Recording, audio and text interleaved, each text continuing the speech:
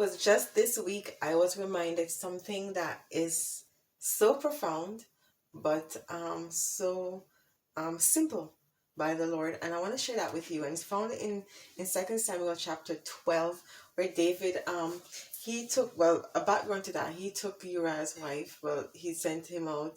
He went out for war, and then he saw his wife. She was beautiful, and he took her and he slept with her, and she conceived. And then the prophet in chapter 12, Nathan, came to him and was telling him a story about a man, a poor man and a rich man.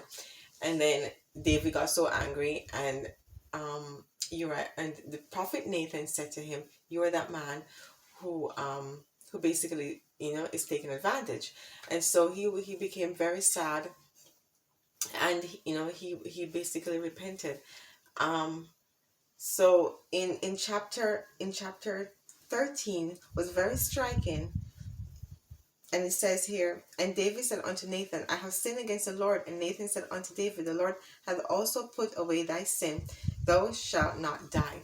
So even though David took away this man's wife, and not only did he take her away, but when he saw what he did, when he realized what he did, he wanted to cover it up. So what he did was basically killed him in battle through someone else, of course. But God is all seeing, and he has, his presence is everywhere. So there's nothing that miss him or take him by chance. And so David now realizing, like, I have sinned. And Nathan said to him, but God hath put away your sin. It means that God hath forgiven you. You shall not die. But something else is going to happen. The son that you conceive when you slept with this man's wife, that son is going to die. And the sword is not going to leave your house. Now, this reminded me of something that some of us oftentimes forget.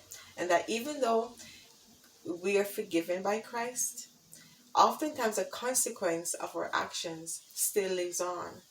And so we're taught in our society that, do as you please, and so on. So when we go to Christ, we can say, Dear Jesus, please forgive me. And then all will be forgotten. Yes, Christ does forgive us if we come to him sincerely, but there's consequences for our actions. And these consequences sometimes can be dire. For David, his son, the first son that he had with that wife, he ended up dying.